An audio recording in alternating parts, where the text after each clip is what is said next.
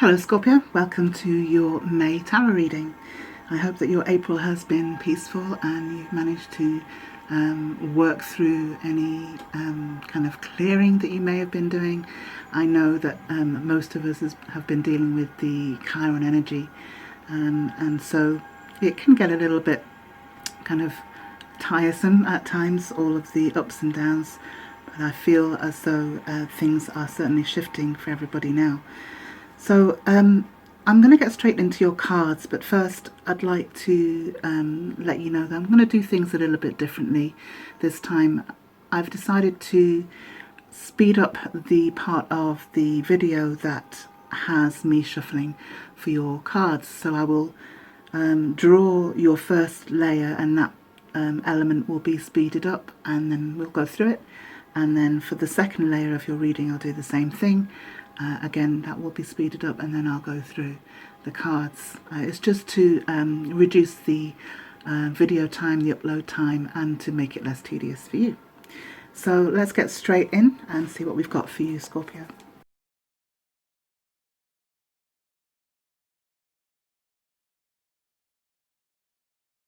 Okay, Scorpio, we have some very interesting cards here for you for May.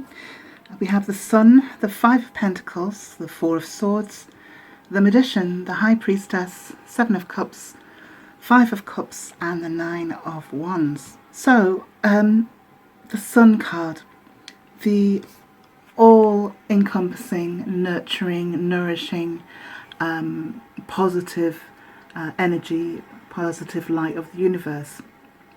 This is certainly something that is accessible for you, Scorpio. This is something that you're looking forward to, your bright blessings, and it is there for you should you be able to see it. But I have a funny feeling that you're looking in another direction right now, as we have the Five of Pentacles excuse me, the Five of Pentacles next. And the Five of Pentacles is about not seeing where there is help and support. It's about not understanding the help that is available to us, not believing maybe sometimes that we are deserving of that help. The Five of Pentacles talks about you feeling quite alone and unsupported. So there's an element here, I don't know if you can see the key in the corner of the picture here, and the fact that the lady is not looking around herself, she's not searching for support, she's feeling quite bereft and alone. Now this is, fives are always about catalysts for growth, the lessons for the soul. And in a sense, there's this energy of the universe trying to say, hey, look, you know, we have provided help for you, and maybe it doesn't appear to be that for you, but we just need you to kind of shift your awareness a little bit. Maybe there's too much introspection, and there needs to be a little bit of looking around. The Five of Pentacles is difficult because when we're in that energy, Scorpio, it's very difficult for us to lift ourselves out of that pit. But what I feel is that that's a reflection of kind of how you feel about yourself, about your security, about your self-worth, and maybe how it's always felt to you. But I think the universe is trying to kind of alert you to the fact that there is more out there for you. And it's trying to shift you into what you truly deserve. We have the Four of Swords next. The Four of Swords traditionally is about the knight that returns home from battle and goes through a process of recuperation and analysis of what he's just been through. But with this card, it's quite a lot more nurturing, if you like. It's the lady in the nest with the heart connection, this is kind of about the introspection of the journey here. So the Four of Swords is asking you to look within and to allow yourself to heal the parts of you that may still be open wounds, if you like. Then we have the Magician. I really like to see these two as pillars around these two quite dark cards, if you like. or painful cards. So we have this the nourishment of the universe, and then we have the skills and the attributes and the kind of ability to draw upon that energy, to draw upon the kind of metaphysical elements of the universe to bring towards us that which we envisage and what we want to manifest. So the magician has this pool of opportunity, this pool of creation, and he is able to use his connection to the divine, to the universe, to envisage, to vision creation, and then to manifest it upon the earth.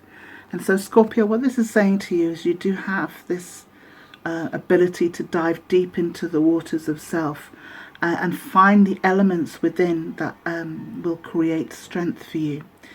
This may well pertain to you now, or it may well be something that you've just come through. But what I see here is you gaining a certain insight into this process. We've got the High Priestess here, and the High Priestess tells me that you've perhaps been communing with your higher self. You've been gaining some insight into who you are truly and what you're able to do here on this plane. So the High Priestess actually reflects back to us who we truly are, not the persona or the personality that people tell us we are, or what we project to the world. This is kind of our soul, if you like. This is our mission here. This is our soul blueprint. And so what we've got here is a kind of pit stop along the journey to strengthen or to remind or to remember ourselves and what we're doing here. I've got a little bird tapping on the window, if you can hear that, I'm sorry. So what this is your intuition, kind of, it might be a small voice right now, but if you listen to it a little bit more, it does become stronger.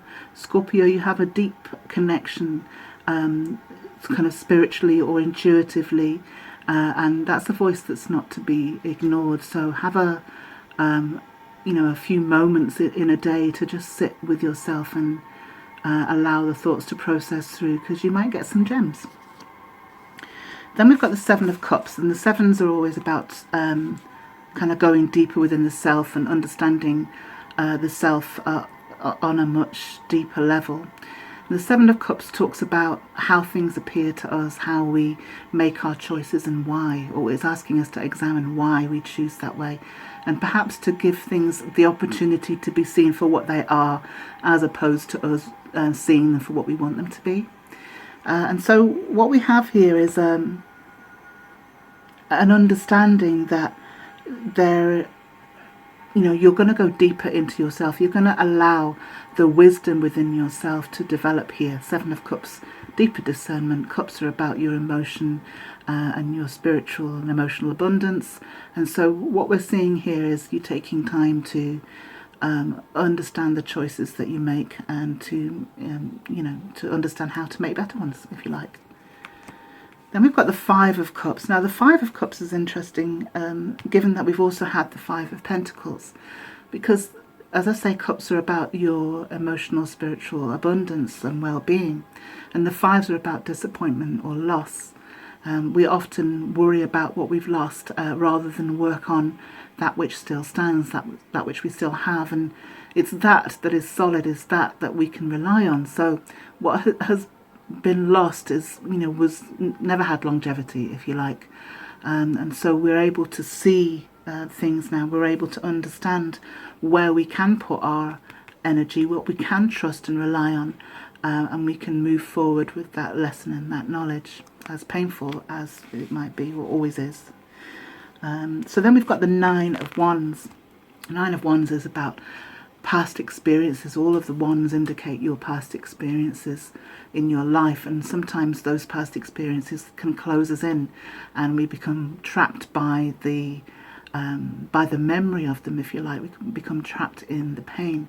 So rather than use those experiences as crutches or defenses, it's asking you to use the information and to leave the pain behind, not to be so cynical in what is available to you, not to let it cloud any positivity that might come in. And I want to go back to the 5 of coins and for you to understand that there's, what is out there is for your is also for your benefit as much as for your lesson.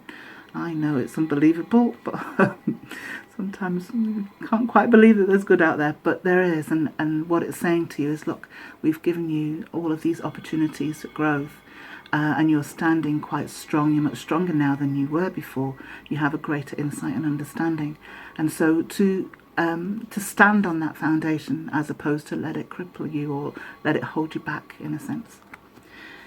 So Scorpio, this is quite an interesting reading. I'm going to get some clarity cards and see how it develops.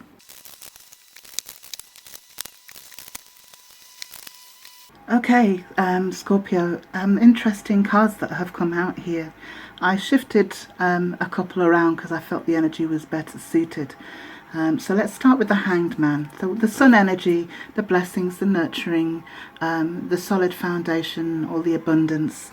And we've got the Hanged Man. So quite clearly that your blessings are on hold.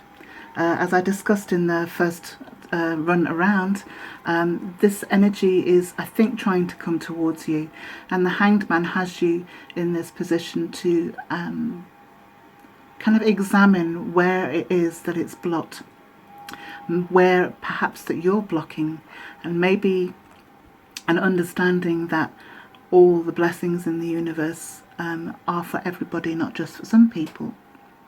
When we get put in a position of the Hanged Man, it's the universe putting us on hold for us to examine the energies around us and to see things from a different perspective, to see things on a 360, if you like, as opposed from our normal vision, our normal perspective. So it also says to me that something is blocked here for you, and I get the sense that you're about to break through that block here.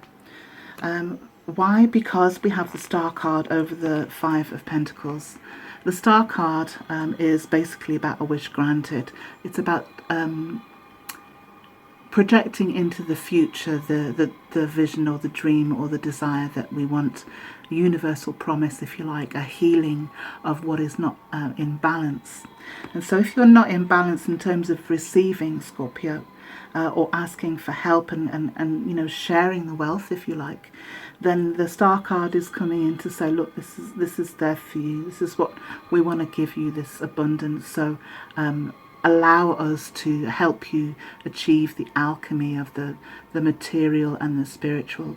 If you've been delving deep into the emotion and you know there's not been too much of a focus on your material balance, then this is going to come in and help you to achieve that. The Knight of Cups is interesting over the 4 of Swords. The Knight of Cups indicates another water sign, Pisces, Scorpio, Cancer. It indicates somebody coming in with an offer of love or support, or nourishment. And the Knight of Cups can be quite romantic, sometimes a little bit ungrounded, wears his heart on his sleeve, but it's the start of something. It hasn't got a very secure foundation, but it's the start of something. It's an offer. Over the 4 of Swords, this tells me that there's a requirement for this nourishment, the balm of the water, the balm of the offer will help you to heal, help you to understand that you are deserving of this nurturing. Sometimes it takes looking in the mirror of somebody else in order to see our own worth. The world can kind of drag us down to a point where we no longer believe in that worth or that deservedness, and it takes somebody else's eyes for us to see. So then we've got the Magician, and the Magician comes with a clarification of the 8 of Wands. The 8 of Wands is very powerful and a passionate movement forward. fast movement forward. And so what this is saying to me is this development, this understanding is going to come in and have quite a fast pace. You do have an innate ability to work with water, Scorpio. So within the waters of creation, you are the master, if you like. You are able to manifest that which you want. And interestingly enough, we have the Queen of Cups over the Knight of Cups, over the High Priestess, which kind of brings me into correlation a little bit with the Knight here. So the Queen of Cups has gone through all of her experiences and gained an awful lot of wisdom in terms of matters of the heart, and she is the only cup that has a lid that is closed, indicating that she's much more discerning now than she was before. She's gone through the experiences and learned and gained her insights.